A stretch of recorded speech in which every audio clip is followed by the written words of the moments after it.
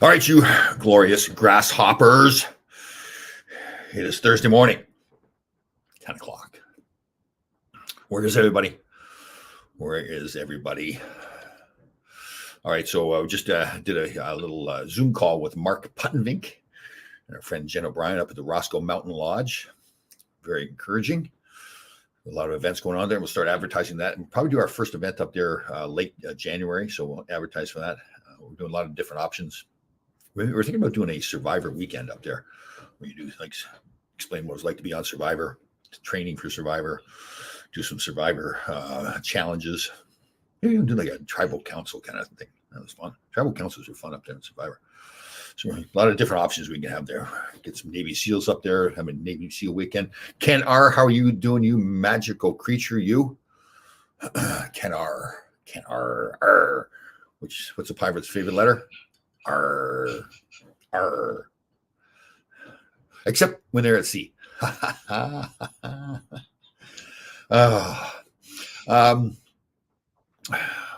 about our New York football teams all of a sudden now? I get Tommy DeVito. That's a big.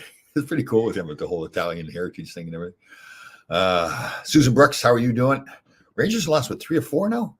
They got spanked pretty good by Toronto the other night. Oh, how about Igor Shesterkin, Susan? What's going on with him? Jonathan Quick's the guy right now. Ira, how are you doing? You magic creature, how you doing with your diet? Everything good? Dougie DeVito, that's right too. Yeah, DeVito, Tommy. The DeVitos, yeah, you're related, aren't you? Tommy DeVito and Doug DeVito. Guys with the Italian Parmesan. That's very cool what they got going on there with the hand signal and everything. The whole stuff. That's good. Good. Here's the big question though, too. If he keeps playing like he's playing, what happens next year when Daniel Jones comes back? What else is going on? Getting cold, sitting outside in the back deck. We got the space heater going. No, you don't miss M&M's, Ira. Once you get that healthy food going, that's the thing now. I don't eat fried foods at all anymore. So if I rarely am at a someplace like a rink or something where there's no other food, I have to get some French fries or something, some fried food. Man, does that taste awful now? It makes me sick. Lorraine, good to see you. Hope you're doing well. Magical creatures. What else is happening? You miss Larry? Well, you gotta see here. Igor hasn't been sharp, but he has gotten absolutely no help. Yeah, really bad defense. I haven't watched that many games. And what's his name? Kendra Miller missed a game for personal reasons recently, right? I don't know what that was all about. How's Panarin been playing? I think he's playing better, right? My boy Chris Kreider, machine.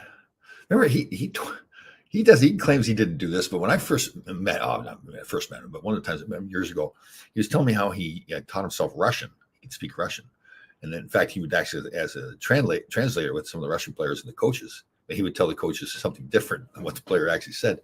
And I told that story at a golf tournament. It was last year's golf tournament, and he claims he didn't do that. He claims he doesn't know Russian. So either he was joking around with me, or whatever. I don't know what it was, but when I know I was almost positive he told me that he knew how to speak Russian. But yes, they finally Penguins found their power play. Yeah, that's amazing to have the talented players they do and go that long. What were they, 0 for 39 or something?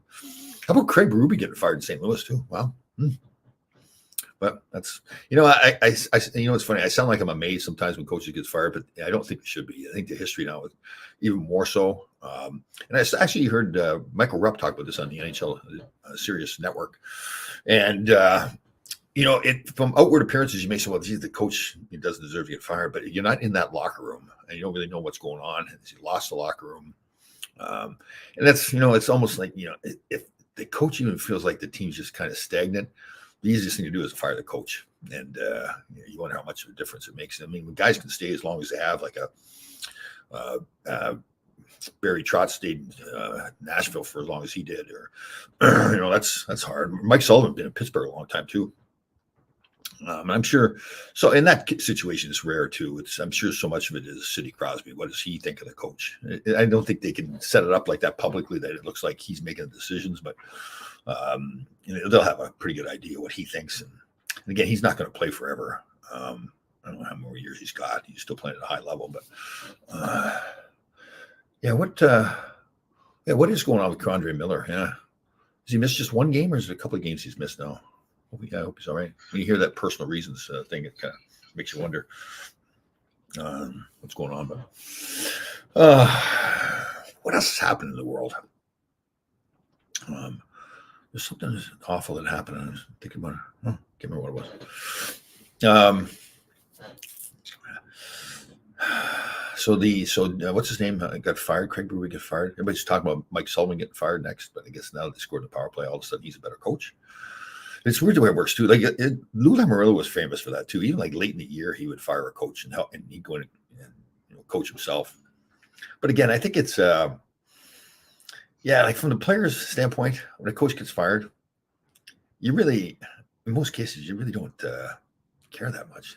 It's terrible to sound. It's a cold way of looking at it. But again, when you're a pro player, you're worried so much about just doing your job. Unless I guess you're those top end guys. But the coach moves on. That is part of the profession now, especially in hockey, where they're coming and going so quickly. So to see a guy last as long as some people have. Yeah, Billy Martin got fired a few times, right? Yeah. I think especially too and I don't mean this in a bad way, like owners, they spend a lot of money and they have to be very successful and very driven and motivated to own a pro sports franchise. And very often there's some ego involved there too, which is, I don't think that's a bad thing at all. But if they now just decide on their own, okay, I just don't want to have this guy coach anymore, and you go down to the general manager and say, okay, listen, I want you to fire the coach. I'm not saying that happens all the time, but it does happen. So let me see here. Curtis Smith, what do you got going on here? Were there any players in your career that fans keep going, the teams were? Oh, yeah. Well, the one that I noticed the most, it was weird. Larry Murphy, is a Hall of Fame defenseman, had great times in Detroit. Where else was he? He was in LA for a while, that's right. But when he was in Toronto, he got booed mercilessly. It just all of a sudden started and it just continued and it just became a thing. And obviously he was a Hall of Fame player, but they booed him. It was incredible. I don't know if you remember back. I'm trying to think who scapegoated with our teams. I think Barry Beck maybe a little bit. Because there's so many expectations for him. Again, in '79, they'd gone to the finals against Montreal, lost. And then the next season, they traded some popular players, Lucien Deblois, Pat Hickey, the She-Cat, a total of 5 players. So I don't know if it wasn't like they were all over him all the time, but I think the expectations were that he could just do, and he really did do everything. It's just that I don't think no matter what he did, it was going to be enough. So let me see here. I hate this. Tommy Cousins. Yeah, I know. Yeah, shoot the fuck Mary. Yeah. Yeah, I think it's kind of cool. I understand when they give these nicknames, but in the Tommy DeVito case, I think it's kind of cool the way everybody's kind of rallied around it. And it seems like his players are he seems like he's a really good guy too. So his players are really shooting for him too. So there's our friend out in Singapore. Where's Dan? Yes, no, you're right, Dan. That's right. That's a good point. I forgot about Willie Huber. Willie Huber took a beating from Range. Yeah, he did. And he, unfortunately for him, he was just too big for the player they played. Like, he was really a good player, smart player, great teammate, could shoot the puck, pass the puck, play physical. He was just too big. The expectations were that he was just going to hammer everybody because he's a big guy. That just wasn't his personality, wasn't the style of play. But he was a great teammate. And again, he could do it all too. He's like a notch below Barry back as far as what he did in his career, but still a great player too. Speaking of Barry back, we've been in touch with each other. He's a little bit delayed on getting his surgery done, but he's working on that. So hopefully he's doing better. Let me see. If you had been stranded on an island, can only take one person, who would you pick? Larry Kotze. I'm fine alone. Thank you. We don't need the drama of any of those 4. We're all fine. Just be by ourselves. Yeah, I was fine out in Fiji. Yeah, I was all by myself. So I know for a fact that'll be just fine. Is Bubba on here? I haven't seen him. Good man. Again, going through some struggles. Just got to get him got to get him in the hospital there to get that surgery done. So a little bit different over there. I think I'm correct in this. And Barry's he is in Hong Kong. I know that, but the hospital's there. You can go get stuff done for free there, but it takes a little bit longer. It's kind of the same way up in Canada, where that the universal health care, and just takes a while to get in. My mother went through that, but she had cancer. I actually wanted her to get down here. There you go, Ira. Good job. Yes, we love our brother Barry Beck. Get through a lot of stuff. Get the surgery done for him. So let's see here. We got here. In his first year, Ranger Francis threw garbage at Eddie Johnson. Email Francis told him, "You're my goalie, Eddie," and he came back on Ranger fan. Eddie Johnson, Eddie Jockman. That's right. I'm sorry. I was thinking Eddie Johnson. Eddie Jockman, good guy. He was a good man too. Yeah, he coached me for a little bit with Rangers here. He's a good man. Really fun guy. Years ago, the Penguins were always on a defensive Ron Stackhouse. Currently, Jeff Carter is one. Huh? Let me see how is Danny Erickson got going here. Dave Maloney wasn't a fan favorite always. Yeah, I guess you're right. I think back about that. You know what I think it is too is those expectations. Like Dave comes in, and he's a captain right away at a really young age. And I think the expectation is, especially when the team doesn't always win necessarily, that they want them to do more. But I'll tell you, Bubba's a funny man too. We had some fun together. I know I've said this several times in the podcast, but man, he's a good dude. He is a good dude. I'm not saying was. He is a good dude. I still have that picture of Bubba in Rye Playland, and he would always do something just totally different, and just to get a rise out. I don't know. It wasn't even to get a rise out of people. It's just he was standing there. I can't remember if it was fully naked or just had his underwear on, standing there in front of the mirror lifting weights.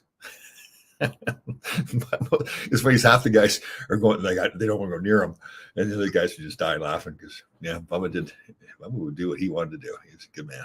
He's very funny. Shoulder. I don't think he was fully healthy, but that shoulder, and especially for Barry, because he played such a physical game. So if he couldn't really play, still he could do other things. But Susan's question is a good one here. Let's see here. Do players play differently in front of different goalies? This subject's come up before. I don't remember how fans ever getting on Laidlaw. Oh, they. I'll go back to that question really quick there, Susan. But yeah, they did not. Well, I tell a funny story about how that woman started screaming at me like Laidlaw. She's coming down to the bench, and I think it's like she thinks something's going to go on between her and I. She starts yelling at me, "Laidlaw, you suck." So I don't think en masse they did. There was occasions like if I was having a bad game. I remember one time building was quiet too, and I was playing terrible, and know what was going on. And some random fan, single guy, just yelled out, "Laidlaw, wake up!" And everybody could hear it. It was the worst feeling. It was actually kind of good because it woke me up. I was just one of those stages where I was playing. So Susan, do players play differently in front of goalies? Again, that subject come up. I don't remember playing differently. I guess I was always more that, listen, I've got to do my job. I can't. Although as you get older, remember we had a guy in LA, Robert Fatorik was coaching. I think he was a Czech player. I can't remember his name now. Was it Libor? I can't remember his name. Really good guy, but he was having a tough night. We're playing a game in St. Louis, I'll never forget. And again, as you're older, you pay attention a little bit more who's struggling, who's not struggling. So I guess we do really think about that with goaltenders. But this guy, I bring the puck around the boards, and he couldn't get it out of our zone. He kept struggling, and I felt bad for him because he just was having an off night. And it was late in the game. I think we're up a goal or whatever, and Robbie put him on the ice in a key situation, defensive situation. And I felt terrible doing it because I didn't want. And I went to the end of the bench to make sure I didn't do it in front of the team. Just said to Robbie, I said, "Listen, I love this kid, but he's just having a tough night tonight, getting the puck out." So Robbie made a change, and then it's one of those ones you don't want. I think I went to him after and told him too because I didn't want to make it look like I was backstabbing him. But you want to win, and if a guy's struggling, and listen, the coach has got to be responsible for 20 players, so he can't see everybody every night. So, what's the best Nick Fotiu practical joke? Oh man, there's a lot of good ones. I guess I really think the baby powder in the hairdryer was one of the best ones because it was because everybody's it depends on what's like. Sometimes guys would wait to dry their hair after they put their clothes on or whatever. The coach had that scene where he put his contact lenses in, then he was drying his hair. So it's the mess that it would cause. It's the funniest part. And again, guys knew that he would do it. So Nicky he wouldn't always do it all the time. So when he would do it again, people would be like, kind of mad at themselves that they fell for the joke, right? But so I guess after a while, guys are checking the hairdryer before they turn it on. So I thought that was pretty funny. But he did so many. One place I can't remember where it was. I don't think I was on a team at this point, but he got a lobster from the restaurant downstairs and put it on a guy's chest while he was sleeping. Guy wakes up and he's got this lobster clawing on him. So Nick was funny, but I've told this too, but he was funny when you got him with a joke. The initial response, for a few seconds, he would kind of get a little mad, and maybe it was a little active, but then he would chase you around because the whole scene was funny. Whenever we got him, it's like guys just scattering. Like I told you, going to the pub, he hit his head on the beam. It was hilarious watching the guys, run to the door. And again, it's like a funnel, right? There's this tiny little door. It's a small little place. You got like 10, 15 guys trying to get out before Nicky snaps. So it was pretty funny. But then he'd settle down. He was fine because, he knew he was. But then he's going to get you back too. Like when Gresh, Nicky had that red and white shirt that he thought he would like so much. It looked like a tablecloth for an Italian restaurant. And Gresh was hurt in practice, and he got the trainers that get salt and pepper shakers and the flour and all that kind of stuff, and set it all up in the middle of the locker room. So Nicky comes in, and I think when he first came in, he didn't recognize that it was his shirt on the table. And then, obviously, I think he grabbed Gresh's nose and squeezed it so hard that it's like broke a blood vessel or something like that. His bruised nose. Let me see. I didn't tell you he could make an onion cry. He probably did. And I tell you, Eddie was one of the greatest team guys, but yeah, he was not. He's not George Clooney or anything like that. That's sure. Siggy. So recently, looks good though. He's got the white hair, but a full head of hair and everything. Let me see. Jack Smith. I watched some Rangers New skated. Yeah. You know what it was? I think, my first year I did. I could handle the puck better than I thought. But really, Herbie Brooks, and I guess now that I look back at it, Herb wanted me to be that defenseman. He did not want me carrying the puck. In fact, like that's that famous line says, "They left, get the puck, give it to somebody else. You're not supposed to have it." And I wonder sometimes, okay, if I had a different coach, like again, I had my first year, I had like 6 goals, 23 assists or something. So I'm thinking, geez, well, okay, that's my first year. It could get better. Do I get up like to 10 goals, whatever? Now become more that two-way player. So did I limit myself? But I think, especially under Herb, becoming that defensive defenseman, and he rewarded me for it. Like I've told this before too, that he, so it was kind of the unwritten rule with him that if you do what he wants you to do, become the player, then you're going to get all those key situations. And I did. I look back at those videos myself and I see all the times where we're up a goal late in the game or killing a penalty, whatever. Then I'm out there. Usually it's like Bubba and I are out there. So I didn't realize that was really happening. It just was this. I don't know if Herb really intentionally did it or not, but I think he just. And I was one of Herb's boys too. So yeah.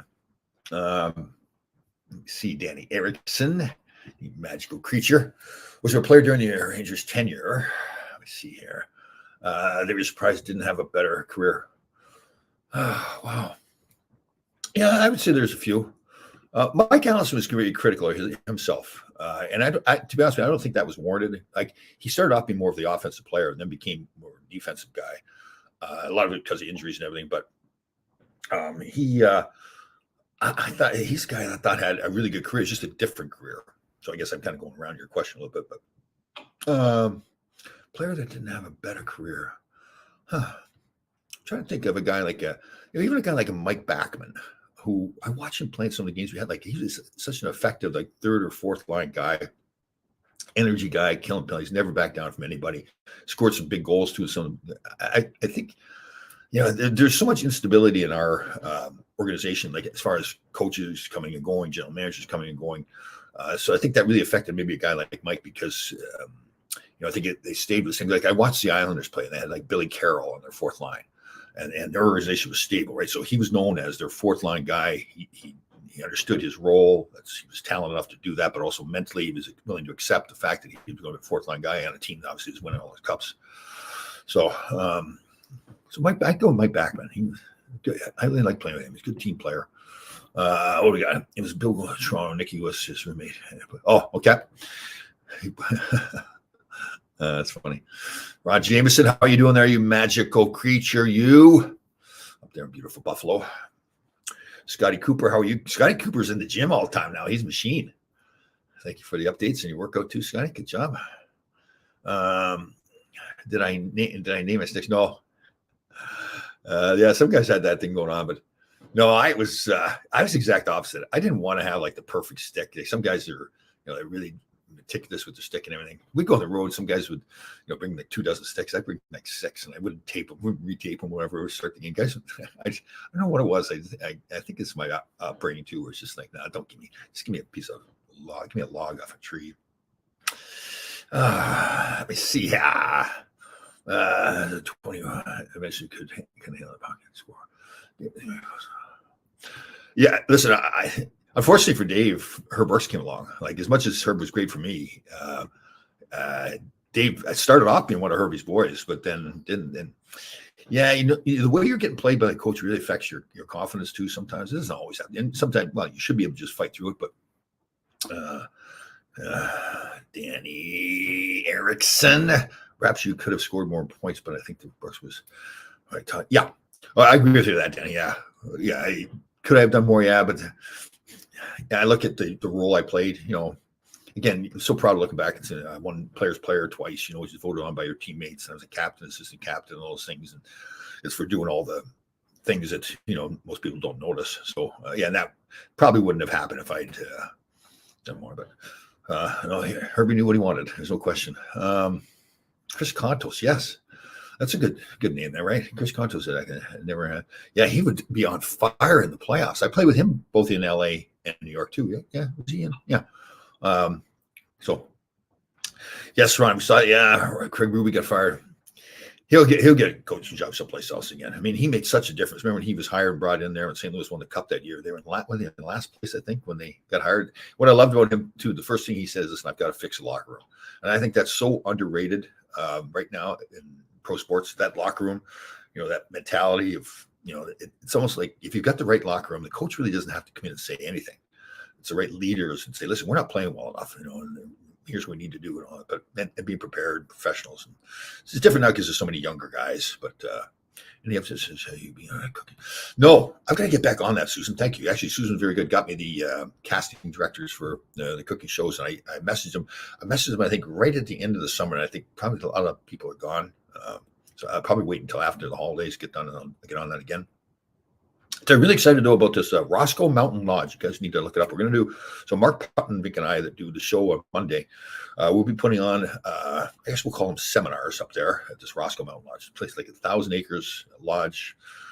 Some of them will be mental health and wellness, physical health. Some of them we may have some survivor weekends where we simulate what it's like to be on the Survivor show. We may have some Navy SEALs come up there and put on some training up there as well.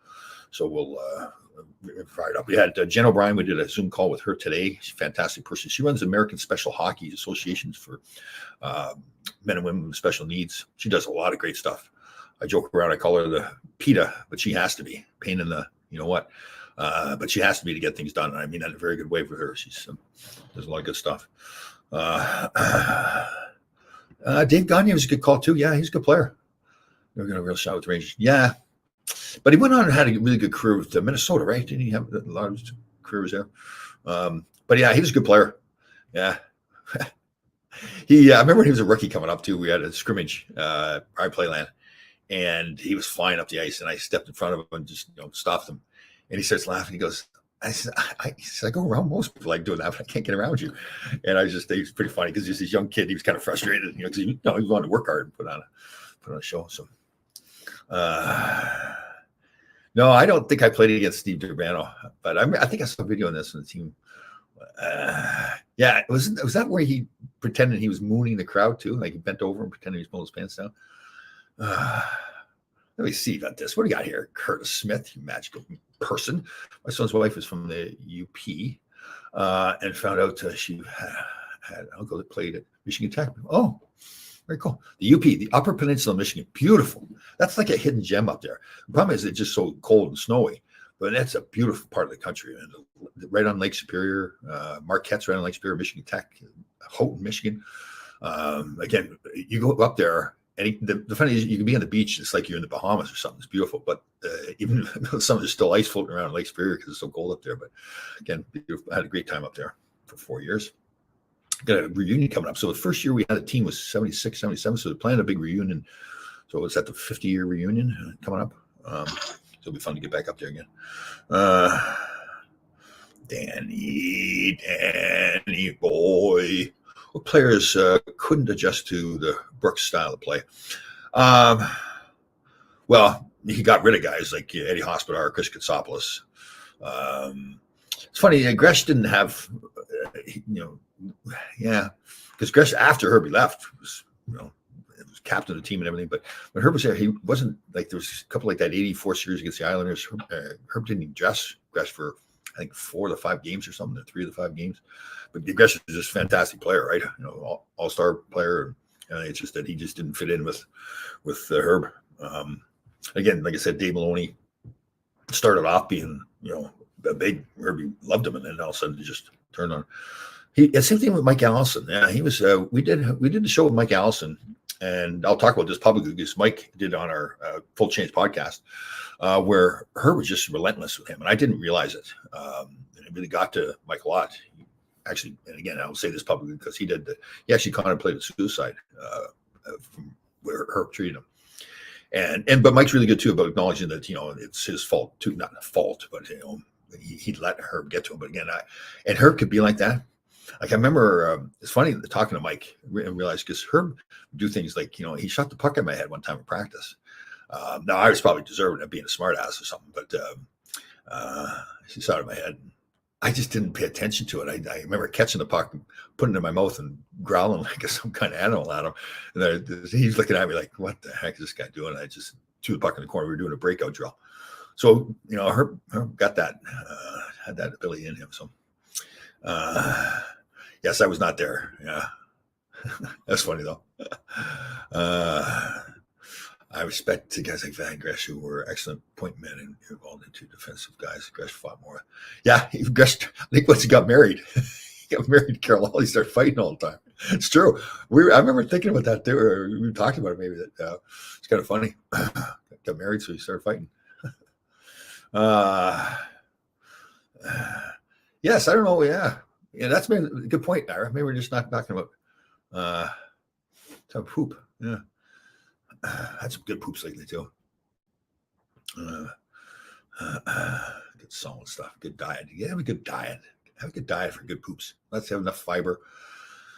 Craig Patrick drafted so many. Oh yeah, no, Craig. I'll tell you, he did. I mean, you think like Brian Leach on all the guys he's brought in. Yeah, Craig's record as a gentleman, and even when he went to Pittsburgh, the cups they won there.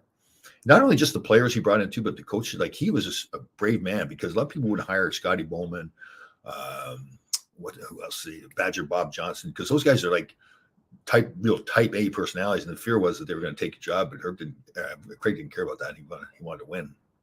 He had a great record as a general manager. Let me see what I got here. He never gave to me. Yeah. Well, that was it. Like Herb wanted those young, you watch the Rob McClanahan's, the Mark Pavages, those kind of guys. He wanted those speedy guys, younger, speedy guys. And part of it is too, it's Herb wanted to be in control. And sometimes as older players, I mean, they're older men. You can't boss them around as much. And I'm not saying he bossed around Rob McClanahan or Mark Pavage, but they knew, okay, it's Herbie's way. And that's it. And so, yeah, there's a lot of guys that, again, we went to the finals there in 80-81, semifinals, I should say, with guys like, Katsopoulos, Hospodar, Vickers, other guys, and to go that far, usually you don't change the lineup that much, but he comes in next year and nope, that's not what he wanted. A lot of guys were gone. She was maybe the Bruins going to the stands there. She didn't know. That was a year before. I think it was a year before me. I think. Ron Jameson. I'd have to say Herb was, especially the time of my career and the influence he had on my career, the role he gave me. But Robbie Ftorek could be right up there as well. Get played with Robbie, he was good friends with him, and then I really respected him. He wasn't. Yeah, he was going to do things his way. He knew that he's going to get fired at some point, no matter what. That's what happens to all coaches. So he was going to coach his way. And even when he was coaching Wayne Gretzky, I think they both actually respected each other, but they were just on a different page. Robbie was 45-second shifts, disciplined. Everybody gets treated the same way, and Wayne just wasn't that way. And that I don't mean in a disrespectful way towards Wayne at all. Wayne was a winner. He wanted to win, and he felt that he understood his presence in the game, his team. Actually, I saw an interview with Wayne recently too, and it's really interesting too. I don't think I ever heard him talk this way before, but he talked about how they played at the end of a season. Some team wanted to play an exhibition game, so they played the team. He was a kid, but he already built this reputation where people would drive for hours to come watch him play up in Canada, and they ended up losing the game like 8-1, and he got in the car with his father, and apparently made it sound like his father wasn't mad about it or anything, but he said to Wayne, he said, "What do you think of that?" He said, "We lost. It's 8-1. It's the end of the season." And his father said, "Listen, I'm paraphrasing when I say this, obviously, but something to the effect that, listen, you can't have a night like that. People are expecting things from you. Like they come to watch you play, and for whatever reason, you've been chosen to be this person." And it was really interesting to hear Wayne say that, because that's when he played in the NHL. That's the way he was. He understood that people were coming to watch him play, even other teams' buildings. That's, and not in an egotistical way at all. In fact, just like a very caring way that he understood presence in the game. And I didn't realize his father had said that to him, but there's no question he was like that. Let's see. How do you think you fared if you had played for those Islanders? Yeah. Apparently, my college coach, Rick Conley, told me that as I was coming out of college, the Rangers had obviously drafted me. He said that the Islanders were higher on me than the Rangers were. Like the Islanders wanted me there. I love my time with the Rangers, but I mean, you want to win cups, right? And, to do like what Ken Morrow did. Actually, think about Kenny Morrow. And it may sound strange a little bit, but he actually, I think, could be the Hall of Fame, because it's a hockey Hall of Fame. It's not just an NHL. So how many other people have done what he did? So to win the gold medal, and then come to the Islanders and win Stanley Cup in the same season, and then 3 more Stanley Cups and go to the finals after that. Man, that's a great career, and playing such a big role too. And again, I know typically most Hall of Fame guys aren't going to get in; they be defensive defensemen. But you think about what he did in his career. Imagine that, right? Like to win the gold medal, and then come to the Islanders and play and win the Stanley Cup in the same year. That's and I'd like to think of who else had done something like that. But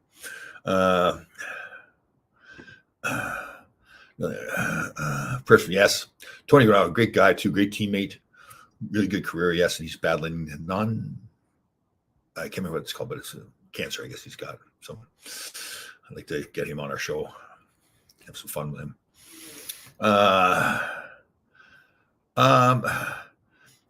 Yeah, well, but you look back at some of the games he played with the Rangers. I mean, he's dominated some games. I remember watching him play with the Flyers and the playoffs and stuff, and he just was a beast out there. But it didn't last for long, right? You'd think he went a long career. But part of what, this kind of sounds a little strange to say, but part of it was back then, like he was a really intelligent guy. And I think part of it was he just didn't want to put up with some of the stuff he had to put up with, like the way we acted as teammates. It's much more of a barbaric league back then. And again, I'm not speaking for him. I'm just speculating because I know him. Bob Brook was the same way too. Like really intelligent guy, Yale educated guy, really good player, but probably didn't have the length of the career that you thought he could have. Because I think he's just more like, I don't want to put up with this. Again, I talk about Dave Maloney all the time. I think he had 2 years left in his contract with Buffalo too, but he prepared himself for after hockey, working on Wall Street. So he's just like, no, I've had enough of this. Like the league, I know you've heard a lot of stories about it. Was a player back in the 70s, 80s, 90s. Man, it was a bunch of barbarians on the ice and off the ice. What do you got here, Jackie Smith? You magical person! I never forget beating for doing nothing. The Bruins went to the stands. Yeah, well, but that's when the Bruins go into the stands. The other team typically, I don't know, maybe Nicky would have done something too, but yeah, it's a tough spot because they're really not fighting against the players. But that was ridiculous. Like the sight of Milbury beating a guy with a shoe, like, give me a break. Break. Nicky, I never seemed very comfortable on your podcast with Ranger teammates more than Nicky seemed to be very comfortable. Yes, Nick's fantastic. He's a great storyteller, man. He's really good. I saw him. We did a skate. It was military appreciation night. I think it was. Nicky and I skated with some fans before the game on the garden ice. And good hang around with him. He's funny too. We got this thing where he keeps himself in good shape too. So we got this thing. We squeeze each other's hands, try to break each other's hand. It goes on for like 5 minutes every time we see each other.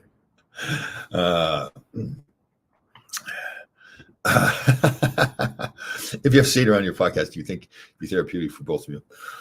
I do. I'd love to have him on the show, and I have to be very honest with him. I'd say, listen, Ted, I've talked about it publicly. I think you're a jerk. It's you handle stuff.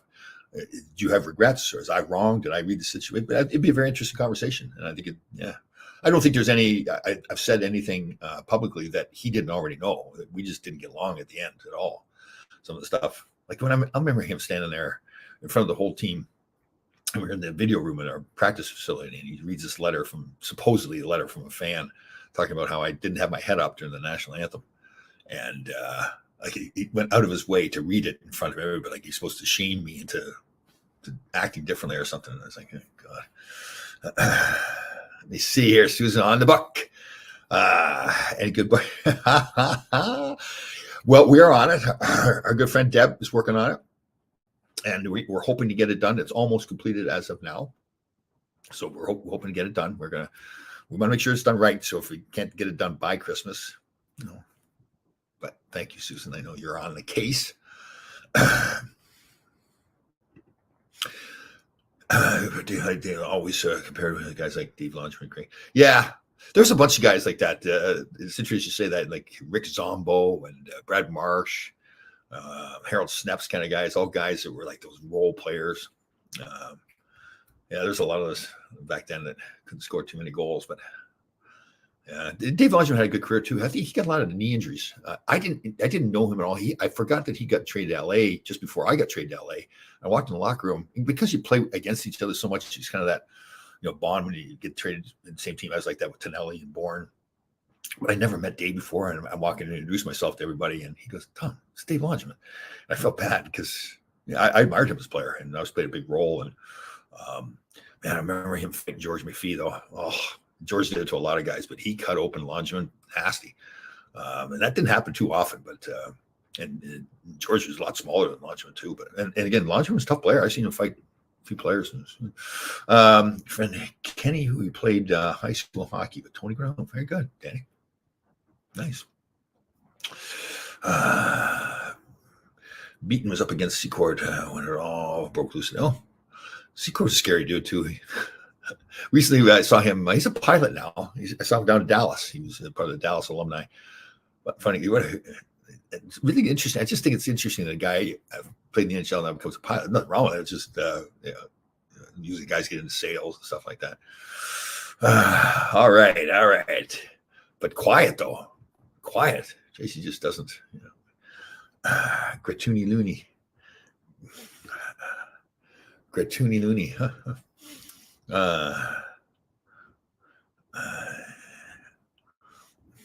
me see here. What do we got going here? Nicky does great. Nicky does accents?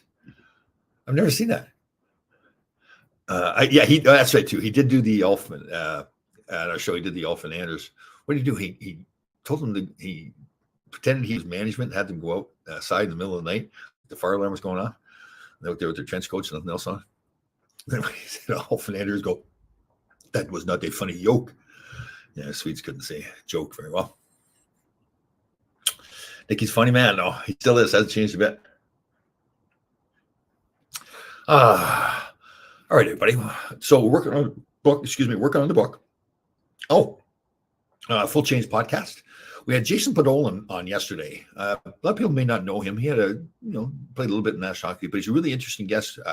When I was with IMG, we represent him. I didn't directly represent him, but he does some stuff now working with kids, in particular, teaching them about how to have relationships with their coaches and teachers and stuff, like be more proactive and like more personal with the coaches, asking how they're doing. Really interesting theories. I never really thought about it that much, but really getting to know in a good way, not like a Mike Babcock way, but getting to know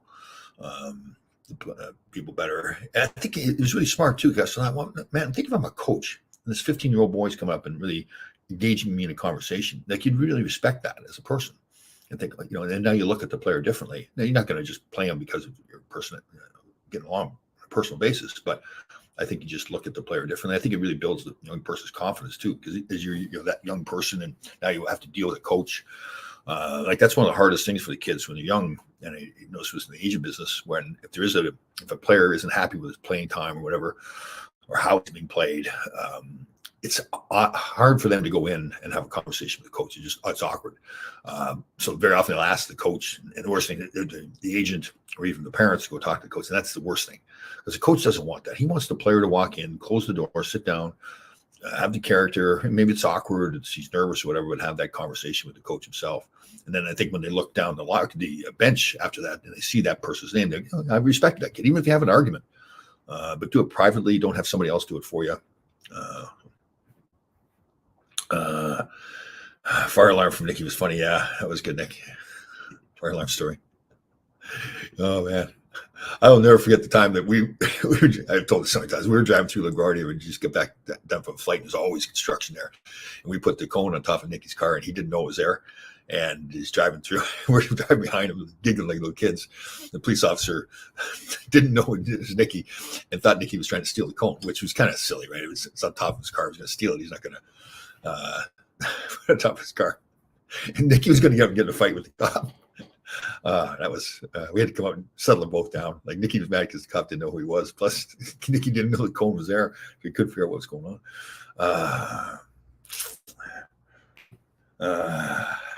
All right, what do we got here? So you guys say, yeah, I know, right? That is true.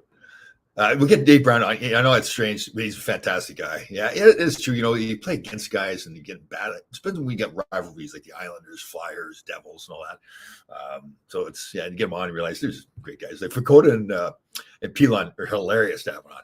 And I've said this, like from now on, when we're doing our podcast, I hit record right away as soon as we get them on, because especially like those two guys like that have played together, as soon as they see each other, they haven't seen each other in a while, they get laughing and telling stories before the show starts. So we now realize we got to turn it on right away. You can always edit it or whatever, but they're good. Secord is good. Yeah. Craig Ludwig's got a good personality too. Yeah, he's Suds with Luds. He likes to drink his cocktails. Oh, funny. It was so funny because I know when you were in Dallas, the goalie, it's awful. Played for the Blackhawks. I'll think of it. What was his name? That's terrible. But he's got he's had a few problems with drinking, and now he owns a liquor company, a whiskey company or something like that. And Lund said to him, "Do you really think that's a good idea?" Who's that goalie in Chicago? Belfour. Yes, thanks, Curtis. Eddie Belfour. And it was funny because there's a whole bunch of people, a lot of big season ticket holders and everything, who have this panel that I was on, and Ludwig said to him, "Do you really think that's a good idea?" And Belfour said to us, "Yeah, I like drinking." Pretty funny. I think even his children are both involved in that too. Yeah, I know. I saw that video. But in fairness to Frank, to Beaton, I mean, he was a small guy, and I know he took on some bigger guys, but Ben Wilson was much bigger. I remember watching that video too. I was thinking, okay, what is he going to do? He's going to grab Wilson. Wilson's just going to hammer. That doesn't do us any good as a team. I wasn't there for that, but yeah. Dave Brown. It's amazing what a good guy he is. Like you. And he did the show with Chris Nyland, and they had their battles. They had the big battle there before the game in the playoffs. It was 87 or something like that. No, so my first year in the league was 80-81, and the WHA, I think, was ended. Was it a year or two before that? So no, I was drafted by the Rangers, and really, I was drafted after my sophomore year. with Rangers. And I wasn't ready to play pro at that time. I wasn't good enough. I needed the 2 more years in college. And I was so lucky in college, too. The coach, Rick Comley, how he treated me, and to be able to be a 4-year captain and really the leadership part. I mean, I just wasn't there yet. It wasn't really to my senior year that I really started to figure things out a little bit more. Canadian. I'd love to get Bob Nystrom on. He's a busy man. He and his wife are out hiking. They're really into fitness. They do a lot of hiking. And so I'm not sure if we get him on or not, but we've spoken a few times. He's a funny guy, man. It's just the battles we had, him knocking me out. It's just, you end up having respect for everybody at that. So, Tom, do you do the, I think, so he's really, hold on, Jack, I'll put that up there. We've talked about that. Probably he's up in Montreal, so he really tries to center in on like more like people that have played in Canada. So I really didn't do his podcast much good. He's been very open and honest about it. It's just So, but we're getting more guys on. We'll have so Dallas. We did a show with Dallas Drake. A lot of people may not know him. Had a fantastic career. I represented him for his whole 16-year career. Ended up winning the Cup this last year. Had been in Detroit, then went to Winnipeg, which then became Phoenix. Then he signed with St. Louis. Then they let him go. He'd been a captain of St. Louis, and then he said to me famously when he got done, he said, "Listen, get me to Detroit and don't F it up." And he didn't use the F word; he used the other word. He thought they really had a chance of winning, and he went there, and he was a beast there too. Not a big guy, but probably more than anybody else I've known, both representing and just in general. Got more out of his career than anybody else. We did a podcast with him. Had another good podcast with Brad Smith. It was a good fight on YouTube. Him and I going at it early in our careers. Motor City Smitty. He's a funny guy too. One of those older guys. Great stories. He fought a lot. So tough guy. Who was most hated player? I'd have to say Ben Wilson. Yeah. You watch some of the videos. He was a talented player, but man, he did some stupid things. Like stuff that's like he high sticked, was it Eddie Meal? The playoff game, just skated by the net and just whacked him over the back of the head. And it wasn't like, what was the point? Like it's nothing happened. There's no confrontation, whatever. And we even had Ron Flockhart on a podcast. Had roomed with him in Philly. He said he had to ask the management to change roommates because he would do stuff, and he'd apologize later on to his teammates that he'd do, but even in practice he was doing stupid stuff. So Ben Wilson by far, like even other guys like a Paul Holmgren, for a tough guy, but you still had kind of respect for him because he played hard, but he's also nasty out there too. But it wasn't like the stupid stuff. But, let me see, Paul Baxter and too many Christmas. Baxter was a little bit of it, but he was tough too. I mean, I saw him fight Ben Wilson and beat him pretty bad. Yeah, this is correct, Danny. This is correct. Tom Laidlaw majored in hockey. Yes, don't know if I'm really proud of that because I went there on a full scholarship to get an education, and that didn't happen. Dallas Drake, no, yes, you're right. I forgot about to mention that. Dallas Drake, one of my first clients in the agent business, Northern Michigan University. Great guy, man. Really good team guy. I remember because I thought he was going to be more of a goal scorer when he came into Detroit, so I thought he'd maybe pick a couple years of minors or whatever.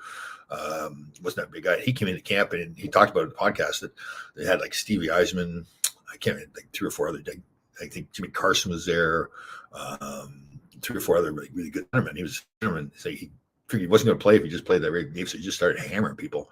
And I would watch him training camps, like, oh my God. And had a great career doing that. Still scored his points, but he was a hitter. Drake was a great checker, like Kelly Miller. Yep. More physical than those guys, but still, yep, in that same category. Yep. This is a great point here, Susan. I'm concerned about Hela's quality of life after 4 concussions at a young age. How would you deal with that? When does hockey become secondary? Yeah. You know what? So that's a fantastic point. And living through it, like I had concussions early in my career as well.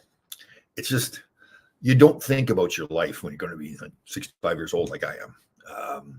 And it's more to have other people around But when you recover from it, you say to yourself, I'm not walking away from the game. I mean, I wouldn't have either. Like if I'd had 4 concussions in my first 5 years, whatever it is for him, and somebody said, well, you need to retire. I go, you're nuts. I'm fine. I'm healthy. But again, you're not thinking about what it does for you later on in your career.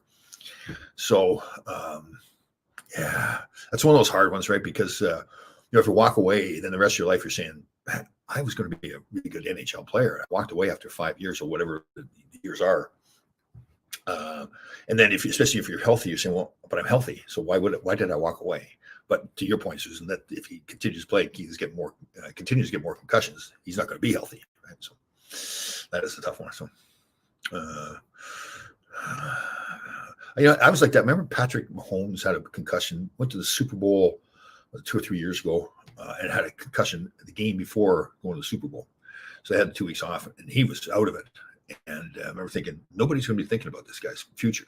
They're going to say, okay, he's going to be healthy by Super Bowl time, so he'll go play. But we'll never know what ultimately is going to happen to him down the road. But those concussions, it's science. They've studied it over and over now. It isn't just the concussions too. Every time you see stars or whatever, your brain is floating around in this liquid in your skull, and it doesn't have to be a hit to the head. It could be like a whiplash situation, and you do damage to your brain. You don't necessarily have to be diagnosed with a concussion, because I was never diagnosed with a concussion ever. We just didn't do it back then. Like I said, I spent the night in the hospital. Obviously, it was concussion, but they didn't talk about it and didn't say you just didn't know. I don't think it's anybody's fault. Just you didn't understand what's going on. Yeah, that's a good point, Danny. That's saying you're right. He didn't have to do it. Like I remember watching him play in some of these games. Thinking, wow, like him on the power play, killing penalties, carry the puck, shoot the puck. Yes, Dan, that's Susan's question there. Yes, that was a great, very good point.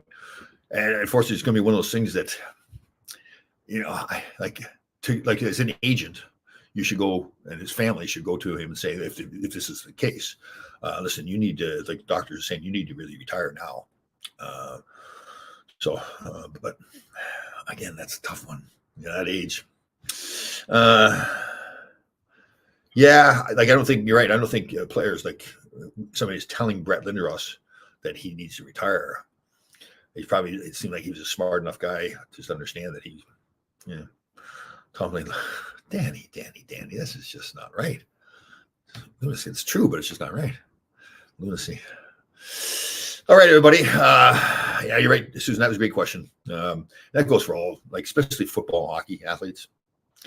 And I've told this too. I remember Boomer Esiason when he was on with Craig Carton years ago. He's still on the radio, but he was on with Craig. They were having a discussion about CTE, the brain damage, and he just said very matter-of-factly, "Well, yes, I think I have CTE." And everybody else on the show was kind of like shocked that he said it that way. But I think that's the way it is with us too. Like I'm positive I got brain damage. But it's what you do. But you can live a life that eat properly, exercise your brain as much as your body, so you can fight it off. But let me see here. Says give us. Yeah. And again, you know what? The coaches back then, and that was the mentality of us too. It wasn't like they were bad people. The education part of it, we just didn't understand the damage it would do in our brain. And the after effects later on in life. Then Wayne Gretzky came out recently and famously said he doesn't think you should be hitting at all in hockey unless you're going to be at a level where you're actually going to play pro or whatever it is. Like just some kids playing like an adult league or whatever, but still hitting. It just doesn't make any sense. It's true. You see these guys, especially because now I watched Bedard get hit a couple weeks ago. It almost looked like he'd never been hit before. Like he didn't know how to accept a hit and get spanked pretty good in the boards. I think it was somebody from Phoenix. And it's more and more now, right? Because most of these kids now are coming up, they didn't hit all the way up until they're like 14 years old. And hitting is now like was much more part of the strategy of the game. Hitting hard, hitting to hurt, hitting to separate from the puck. And they don't get to know about that now. So let's see here. Brain CT study. He talks about all the time. Oh, does he? Yeah. Yeah. Who's the guy, the kid in Calgary that just got traded up there? Huberto. He donated his brain to Boston. It's Boston University or is the hospital in Boston? They hit it funny. Yeah. Yeah, again, there's that misnomer, and a lot of people think that fighters, especially back in the 70s and 90s, got more concussions because got hit to the head. And I saw a doctor get interviewed on one of those documentaries. So it's just not the case. It's got nothing to do with getting hit in the head. It's I mean, obviously, it's more like if you get hit in the head, but you can still get a concussion. Yeah. And who was it? Somebody mentioned him before. The guy, the Ranger that had to retire from the hit, the defenseman, fairly young age too. He didn't get hit in the head. He got hit by Dion Phaneuf. And it wasn't in the head. It was like a shoulder to chest hit, but still gave him a concussion. All right, everybody, you glorious creatures, you. Everybody have a fantastic weekend. Again, holidays coming up. Again, we got that 988 hotline for everybody. That's suicide prevention and mental health. But all as individuals, like helping each other out. And it's a tough time for holidays for a lot of people going through this thing. So make sure we're reaching out, and that shoulder check mentality where you're reaching out to someone, actually touching them and saying, listen, are you okay? Do you need help? Whatever. So everybody have a fantastic weekend. And this will be a magical day today.